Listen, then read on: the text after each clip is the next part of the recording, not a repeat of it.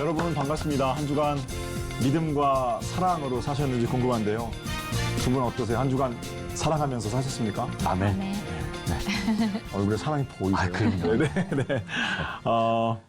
계속해서 사도 바울의 감사 제목 그리고 에베소 교회를 향한 권면 이렇게 살펴보고 있습니다.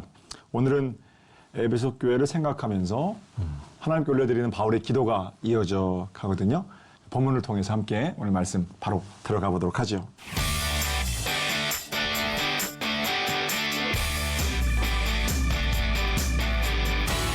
자, 오늘 17절부터 볼 텐데 세례자매님 17절 읽어주시겠어요? 네. 우리 주 예수 그리스도의 하나님 영광의 아버지께서 지혜와 계시의 영을 너희에게 주사 하나님을 알게 하시고 아멘. 본격적으로 바울이 에베소 교회를 생각하면서 기도하고 있는데 뭐라고 하냐면 우리 주 예수 그리스도의 하나님 영광의 아버지 저들에게 지혜와 계시의 영을 주셔서 하나님 아버지를 더 알게 해주세요. 이렇게 이제 기도하는 겁니다. 이 내용을 가지고 생각해 볼게요. 먼저 바울이 기도를 시작하는데 우리 주 예수 그리스도의 하나님 영광의 아버지 이렇게 이름을 부르며 시작하고 있죠. 사람들마다 기도 시작할 때 다 다르잖아요. 그죠? 네. 두 분은 어떻게 기도를 시작하세요?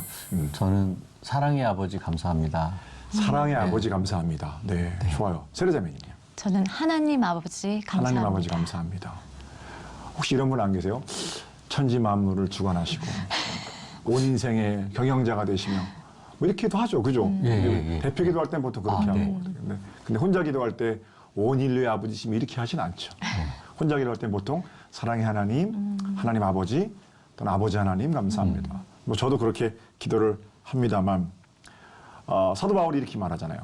우리 주 예수 그리스도의 하나님 영광의 아버지. 역시 좀 멋있긴 해요. 그죠? 우리보다 조금 나아요. 근데 조금 난 정도가 아니죠.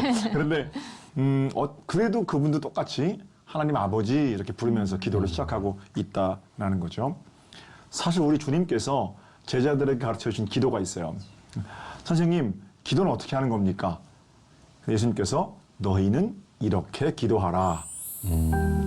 그리고 가르쳐 준 게 주기도문이잖아요. 네. 우리말로는 하늘에 계신 우리 아버지시여 이렇게 예수님께서 그러시면서 아버지 이렇게 부르라는 거예요. 온 하늘들에 계신 아버지 파테르. 그러니까 주님께서 가르쳐 주신 기도도 아버지 이렇게 부르며 시작하는 거고 사도 바울이 직접 예수님께 그 배운 건 아니지만 사도 바울도 우리 주 예수 그리스도의 하나님 영광의 아버지 이렇게 기도하고 우리 2000년의 세월을 지나서 우리도 아버지 하나님, 하나님 아버지 이렇게 기도하고 있고 그러니까 주님께서 가르쳐 주신 기도의 시작은 우리가 비교적 잘 지켜가고 있는 거죠.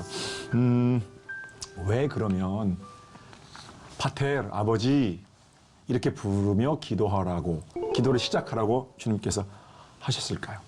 또는 왜 우리가 기도를 그렇게 시작해야 할까요? 조금만 신중하게 우리 기도 언어도 살펴보면 하나님 아버지 그렇게 부르는 순간 하나님과 나와의 관계가 설정이 되는 거죠. 제가 남의 아버지에게 아버지 이렇게 부르는 경우 없어요. 있긴 있어요. 왜냐면 친구 아버지한테 아버님 그러긴 해요. 근데 그 말 속에 뭐가 들어있는 거냐면 제 친구 아버님이시지만 제 아버님입니다. 이런 고백이잖아요. 그러니까 비록 이 혈연의 관계는 형성되어 있지 않지만 그 정도로 내가 아버지 존경해요. 그때 아버지라고 부르죠. 그게 아니면 뭐 다른 사람들한테 다 아버지 그럴 수는 없잖아요. 우리 아버지가 싫어하죠. 뭐라 그러시죠? 자식이 넌데 네가 왜 저 사람한테 아버지라고 하느냐. 친구 아버지라도 아버지라고 부르는 건 그만큼 친밀함 또는 관계가 형성되기를 원하는 그런 존경의 마음들이 있을 때 그렇게 하는 거 아니겠어요? 하나님 아버지에 대해서도 하나님 천지 만물을 창조하신 분이세요. 또는 하나님 이런 분이세요. 라고 말하기도 좋지만 하나님 당신이 내 아버지세요. 이렇게 부르면서 시작하는 것은 관계가 설정되는 거죠. 하나님 편에서도 아버지 이렇게 부르면 네가 내 자녀구나. 그제서야 아시는 분은 아닙니다만 이제 네가 알고 있구나. 그렇게 인정해 주시지 않을까 뭐 그런 생각도 좀 해보게 되고요. 또 한편으로는 관계 형성과 동시에 아버지가 가지고 있는 어떤 이미지하고도 연결된다고 저는 생각해요.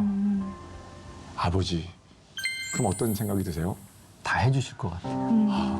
세례자매님 어떠세요? 아버지 그럼 어떤 이미지였다고 그러세요? 저는 따뜻한 이미지. 저희 아빠가 좀 따뜻하시고 자상하시고 하셔서 하나님도 왠지 그런 저희 아버지 같은. 엄마들은 이제 속에 있는 내용 얘기를 다 좀 하시고 그리고 아주 좀 더 친밀하게 만나시는데 아버지는 그것보다는 한 걸음 정도 더 멀다거나 또는 뭐 이런 표현이 깊다거나 뭐 이렇게 얘기할 수 있을 것 같아요. 생명까지 주시는 사랑을 가지고 있지만 아버지는 뭔가 좀 엄마와는 다르게 엄하기도 하고 어쨌든 엄하고 좀 어려운 게 아버지인 것 같아요. 엄마보다는. 자, 근데 이게 단점만 되느냐? 그거 아니죠. 근엄하고 묵묵하시니까 그래서 아주 친밀하게 살갑고 그러진 않으시지만 뭔가 좀 든든한 버팀목 같으시니까 하나님 아버지 이렇게 부르고 나면 하나님 어머니 이렇게 부르는 것보다 상대적으로 어렵지만 그 앞에서 우리가 옷깃을 추스르게 되는 거죠. 아버지 하면 좀 그런 효과, 그런 이미지가 있지 않을까 하는 생각을 좀 해보는 거예요.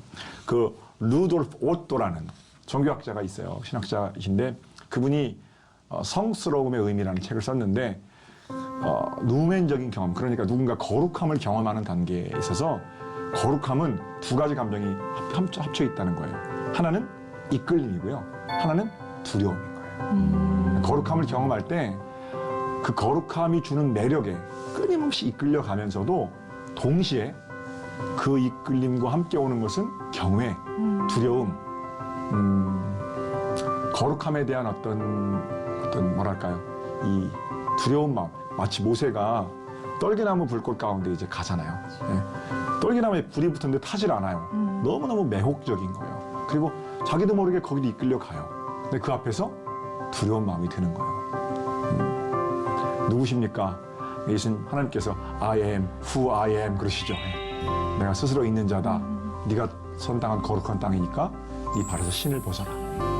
그러니까 하나님의 현현에 대해서 굉장히 아주 강렬한 이끌림의 경험을 하지만 동시에 거기서 뭔가가 좀 어려운 거예요. 그분은 하나님이시고 나는 사람인 거예요. 그런 경험들이 성스러움, 성현의 경험이라면 아버지의 이미지하고 연결시킬 수 있을 것 같다. 저는 그런 생각을 좀 해요. 아버지가 참 좋은데 그래서 아버지 사랑을 이제 알겠는데 이끌리기만 하면 아버지 수염 붙들고 늘어지고 아버지 상투 붙들고 늘어지고 이거는 이끌리기만 한 어린아이, 철없는 어린아이의 모습이겠죠. 철이 들고 나면 아버지가 그래서 그러셨구나. 아버지가 그렇게 나를 위해서 고생하셨구나. 죽을 때까지 힘들게 살아오셨. 그럼 그 앞에 머리가 숙여지는 거잖아요. 그런 차원에서는 상투 붙들고 수염 붙들고 놀진 못하잖아요. 뭔가 좀 어렵고 다시 옷깃을 수스르고 아버지 어떻게 살아야 할까요? 이렇게 묻게 되는 것처럼 그런 경험들이 아버지의 이미지 속에 담겨 있는 경험이 아닐까 그런 상상을 좀 해보는 겁니다. 기도도요.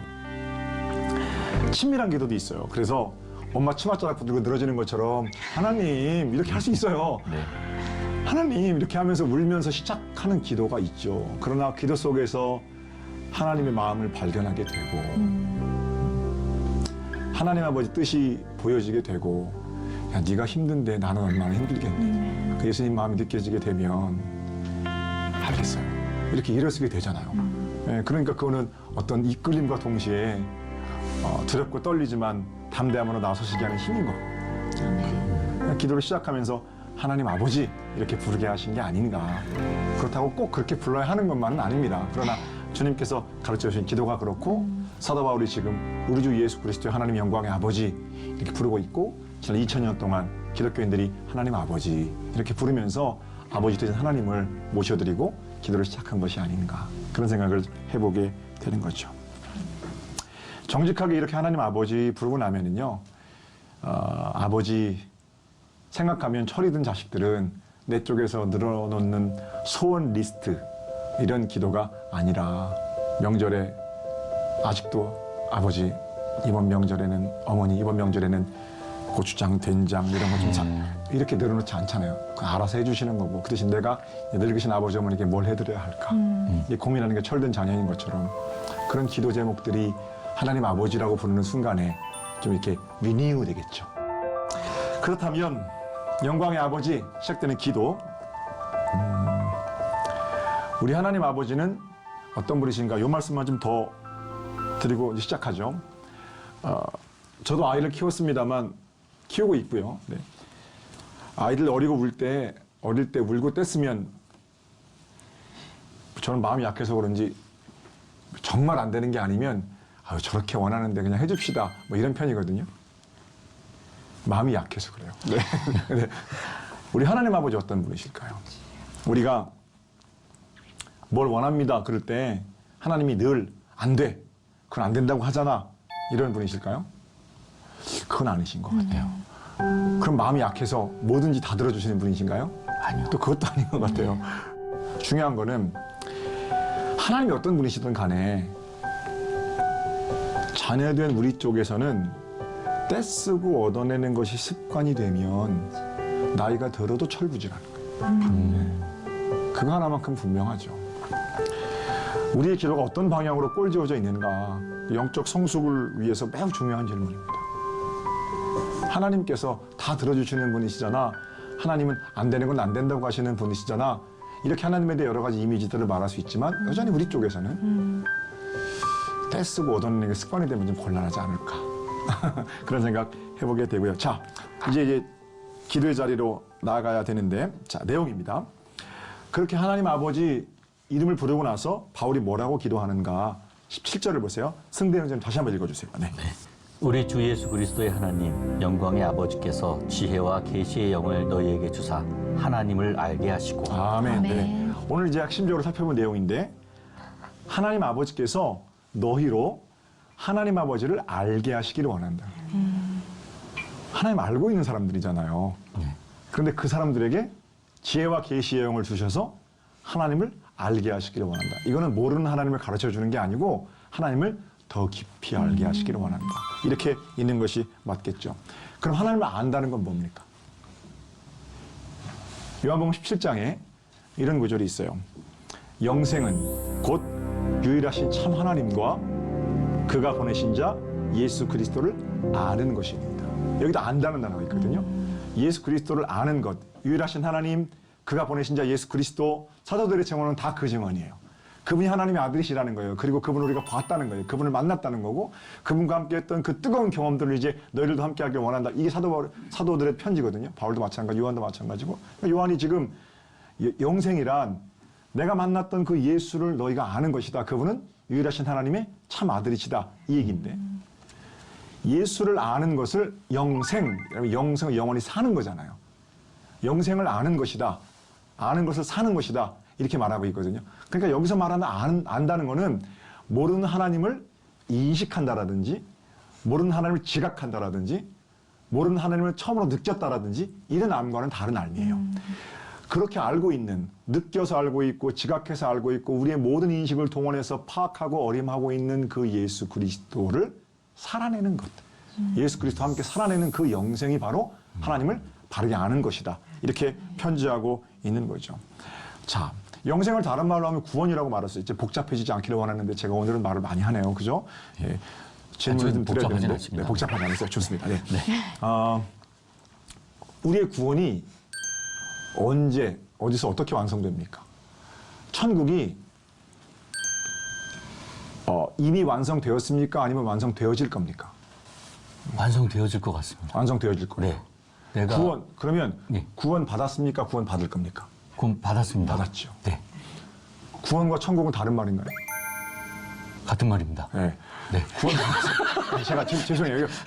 흠 잡으려고 하는 게 아니라 보세요. 어떤 똑같은 질문인데 영생을 산다라는 것은 뭐 몇 주 전에 우리가 하늘 맛을 보며 산다 이런 말씀도 드렸습니다만 우리가 얻은 구원은 이미 얻은 구원. 그러니까 구원에 대한 확신이 있는 거고요. 장차 얻게 될 구원. 이것도 틀린 말이 아닌 거죠. 근데 이게 논리적으로는 모순이에요. 이미 구원을 받았으면 앞으로 다시 구원을 받는다는 말이 의미가 없는 게 되고요. 앞으로 구원을 받을 거면 지금 우리가 구원을 받았다는 말도 의미 없는 말이 되는 거예요. 이 반대 말이거든요. 그래서 구원에 대해서 이미, 그러나, 아직. 이게 굉장히 중요한 단어예요. 이 이미와 아직 사이에 긴장이 있어요. 그리고 이걸 놓치면 안 돼요. 그러니까 헷갈리시다는 거예요. 이제 헷갈리기 시작했어요. 그죠? 네. 야, 우리가 이미 얻은 황홀한 구원이 있어요. 그죠? 네. 동시에 우리가 장차 얻게 될 영광스러운 구원이 있어요. 어느 것 하나가 극단적으로 강조되어서는 곤란해요. 또는 두 개 다 충분히 강조되어야만 해요. 이게 이제 기독교 역사 2000년 동안 구원의 교리를 유지해온 방식입니다. 근데 이 긴장을 놓치게 되면 한쪽을 무시하고 논리적으로 구원을 다 설명해 내버리려고 하는 것은 사실은 구원에 대한 인식이 좀 오만한 거예요. 이미 얻었다라는 것이 참이면 아직 얻지 못했다라는 게 거짓이고, 아직 얻지 못했다라는 것이 참이면 이미 얻었다라는 것이 거짓인 거예요. 그런 논리적인 모순이 있는데 왜 이런 논리적인 모순이 있을까요? 주님, 내가 그리스도 안에서 구원을 받았어요. 너무 기뻐요. 이것도 참말이고요. 주님, 그날에는 내가 영생에 이르게 될 거예요. 구원이 완성될 거예요. 그럼 십자가에서 구원이 완성됐다는 말이 거짓말이 되는 거잖아요. 그러니까 이 두 가지 고백 사이에 있는 거거든요. 이게 왜 그러냐면 신앙의 고백이기 때문에 이것이 모순이지만, 논리적 모순이지만 여전히 우리 가운데 유효한 겁니다. 고백이라는 게 이런 거잖아요. 아들, 저도 이제 중학교 3학년짜리 아들이 있는데, 아들, 아빠 네가 세상에서 제일 멋있어. 참이에요. 여보, 당신이 세상에서 제일 예뻐요. 그런 말은 제가 잘 안 합니다만 가끔 잘못한 일이 있을 때 하거든요. 그런 거 해야 됩니다. 그러니까 그렇게 마음 생각해요. 세상에서 여자는 당신밖에 없어요. 이제 그렇게. 이게 고백이잖아요. 과학적 진술은 아니죠. 제 아들이 세상에서 제일 멋있는 놈도 아니고요.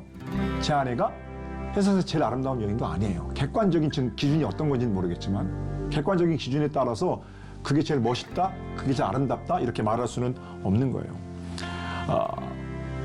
제 아내가 예쁘다. 나는 그렇게 생각합니다. 분명히 방송을 통해서 말씀드립니다만.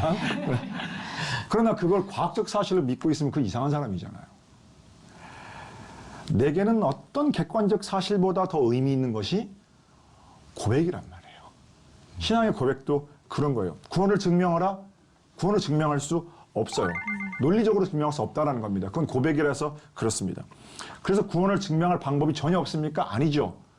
삶의 고백을 통해서 구원이 증명될 수 있는 거죠. 그러니까 이미와 아직이 논리로는 설명이 안 되지만 이미 얻은 구원의 기쁨을 가지고 아직 완성되지 않은 구원을 향해서 달려가는 그리스도인들의 삶, 그게 영생이라는 거예요. 그래서 그 영생은 예수 그리스도를 알고 예수 그리스도로 살아내는 길이란다.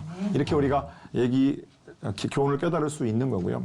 좀 다른 버전으로 말씀드리면 알량한 우리 머리에 어떤 깨달음이 우리의 삶으로 내려와야 하고 가슴 찡한 어떤 감동과 울림들이 여전히 우리의 삶으로 연결되어야 하고 그게 구원의 길을 걸어가는 자들이 하나님을 알아가며 그리스도 안에서 완성해가는 구원의 모습이겠죠. 우리가 하나님을 어떻게 전부 알아요? 어느 완벽한 설명도 어떤 완벽한 설명도 주님을 다 설명할 방법이 없고요. 우리가 하나님을 어떻게 전부 느낍니까? 어떤 강력한 느낌도 하나님을 전부 느끼는 건 아니거든요. 그러니까 하나님을 안다는 건 우리 이성이나 감성 또는 지성을 동원해서 의지를 동원해서 하나님을 전부 안다고 할 때도 여전히 그건 정신에 해당되는 일이고요. 그 정신에 해당되는 일이 우리 삶의 고백으로 우리 손과 발로 내려올 때에만 그것이야말로 하나님을 알아가는 것, 주를 믿는 것과 아는 것이 하나가 되는 것도 바로 그것이고 영생이란 그러한 삶을 지칭하시는 것이겠죠. 안다라는 말이 내가 하나님을 완벽하게 알아버리겠다. 무슨 수학 공식 외우듯이 믿음의 공식을 암송해서 아는 게 아니고 점점 내 삶을 통해 하나님을 알아간다라는 뜻으로 읽어야 한다는 겁니다. 너무 장황하게 말씀을 드렸나 모르겠어요. 어쨌든 다시 한번 이 일을 좀 조목조목 설명할 시간이 있으리라 생각하고요. 나중에 우리 살펴보겠습니다만 에베소 4장에 바울이 이렇게 말씀하세요. 13절에 우리가 다 하나님의 아들을 믿는 일과 아는 일이 하나가 되어 온전한 사랑을 이루어 그리스도의 장성한 분량이 충만한 데까지 이르리라. 굉장히 유명한 구절인데 바울은 그리스도 안에서 거듭난 자들도 계속 자라가서 그리스도의 장성한 분량에 이르기까지. 그래서 그 제자 훈련하는 데 자주 쓰는 표현이 있죠. 예수님처럼 되고 예수님처럼 사는 진짜 그리스도인. 바로 그것이야말로 신앙생활의 어떤 장성한 분량에 이르기 위한 목표이겠죠.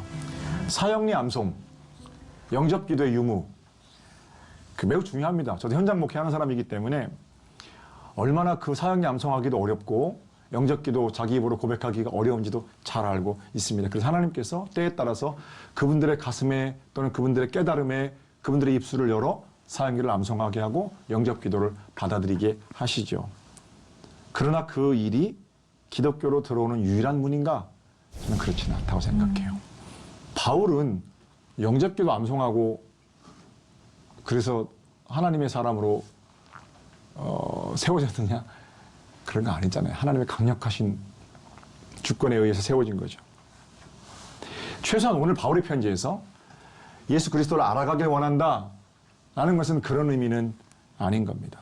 왜냐하면 이 편지는 예수를 모르는 자들에게 편지하는 게 아니라 믿음과 사랑이 예수를 향한 믿음과 모든 성도를 향한 충만한 에베소 교회의 그 소문을 듣고 감사하게 되는 그 정도 되는 성도들에게 말하는 거기 때문에 모르는 하나님을 깨닫게 되길, 모르는 하나님을 느끼게 되길 원한다. 이런 얘기가 아니라는 거예요. 너희가 알고 있는 하나님을 더 깊이 알기를 원한다. 이런 얘기가 되는 거죠. 요한계시록 3장 20절에 우리 잘 아는 구절 있잖아요. 볼지어다 내가 문 밖에 서서 두드리노니 누구든지 내 음성을 듣고 문을 열면 그에게로 들어나 그로 더불어 먹고 그는 나로 더불어 먹으리라. 아멘. 네. 아멘. 라오디게아 교회에 주신 말씀이잖아요. 라오디게아 교회 어쨌든 근데 이 말씀이 전도할 때 엄청나게 쓰입니다. 네. 문을 열면 주님께서 들어와서 같이 먹고 잡수시겠다니까 마음 문을 여세요. 자, 저 따라하세요. 주님, 제가 주님을 이러면서 이제 전도할 때 많이 쓰이는데 사실은 이 말씀의 본래 의미는 불신자들에게 전도할 때 쓰이기는 좀 어려운 말씀이죠. 왜냐하면 이 말씀 역시 라오디게아 교회, 교우들을 향해 주시는 말씀이거든요. 생판 모르는 사람이 주님이 똑똑 놓고 하시니까 누구십니까? 주님 모셔드립니다. 이런 영접 기도할 때 쓰이는 본문이 아니라 예수를 주로 비록 책망은 받았지만 예수를 그리스도로 고백하는 사람들이 모여있는, 그래서 오히려 그 사람들이 부자된 것 때문에 부유한 것 때문에 선을 행하지 않는 그 일을 책망하시기 위해서 볼지어다 예수를 믿는 너희들아 다시 마음의 문을 열어라. 내가 이제 너희 들고 함께 먹겠다. 그리고 나서 주님께서 그 라오디게아 교회를 향한 처방으로 말씀하시는 거거든요. 그러니까 믿는 자들, 예수 믿고 교회 안에 들어와 있는 자들을 향한 교훈입니다. 예수를 알고 믿고 있지만 주님을 향해서 문을 열고 주님께서 우리 인생 가운데 좌정하심으로 시작되는 또 다른 차원의 신앙생활이 있다는 거예요. 목회 제가 28살에 시작했는데요. 처음에 어떤 설교 많이 했냐면 그 경험이 일천하고 그냥 교회에서만 자랐어요. 무슨 뭐 방황하고 그러긴 했습니다만 제가 막 크게 타락했던 건 아니니까 뭐 그런 경험이 있어야지. 뭐 죽을 고생을 하다 들어오고 그러면 할 말 많잖아요. 그죠? 그래서 제가 나이가 한 45 정도 되면 인생 정도 중년이니까 45 정도 되면 한 20년쯤 되면 그래도 설교도 좀 잘할 수 있겠다. 그러면 제가 그런 얘기도 설교 시간 했어요. 28살짜리 젊은 전도사가 여러분 한 45 정도 되면 그래도 인생을 좀 아니까 이 44 벌써 훨씬 지났거든요. 잘 모르겠어요. 하나님을 아는 것 같아요. 그전보다는 좀 많이 아는 것 같아요. 그런데 하나님께서 계속 어떤 마음을 주시냐면 한 목사, 네가 나를 좀 더 잘 알기를 원한다. 60이 되면 어떨까? 요새 그런 생각합니다. 60이 되면 하나님을 잘 알까요? 뭐 그 다음에 은퇴하고 나면 하나님을 더 잘 알까요? 여전히 우리 알미 부분적 알밈을 고백할 수밖에 없는. 그래서 하나님, 내가 하나님을 더 잘 알기를 원합니다. 또는 에베소 교회 교인들이 하나님을 더 깊이 알기를 원합니다. 이 고백이 겸손하게 올려질 때에만 우리는 하나님에서 비로소 안다. 그리고 그 알을 산다. 이렇게 말할 수가 있겠죠. 바울의 기도가 필요하고요. 시청자 여러분들도 이제 좀 섬기시는 교회 목사님들, 하나님 우리 김 목사님, 이 목사님 지켜주세요. 그렇게 하시면서 우리 김 목사님이 하나님을 더 알게 해주세요. 이렇게 하시면 좋겠어요. 아니에요 목사님. 우리 목사님 하나님을 전부 다 알고 계세요. 아니에요. 어느 목사님도 어느 목사님에게도 그렇게 중보로 기도하는 분들이 필요하고요. 목사님들도 혹시 시청하고 계시다면 하나님 우리 장로님, 문사님, 집사님이 하나님을 더 알아가기를 원합니다. 이렇게 서로 기도의 끈으로 연결될 때 우리가 알고 있는 암들이 조각조각 모여서 비교적 하나님을 더 잘 아는 복된 공동체 암이 될 거고, 그냥 공동체 암들이 모여서 온 피조 세계가 하나님을 비로소 알고 고백하는 복된 공동체 되지 않을까 그런 생각 해보게 됩니다.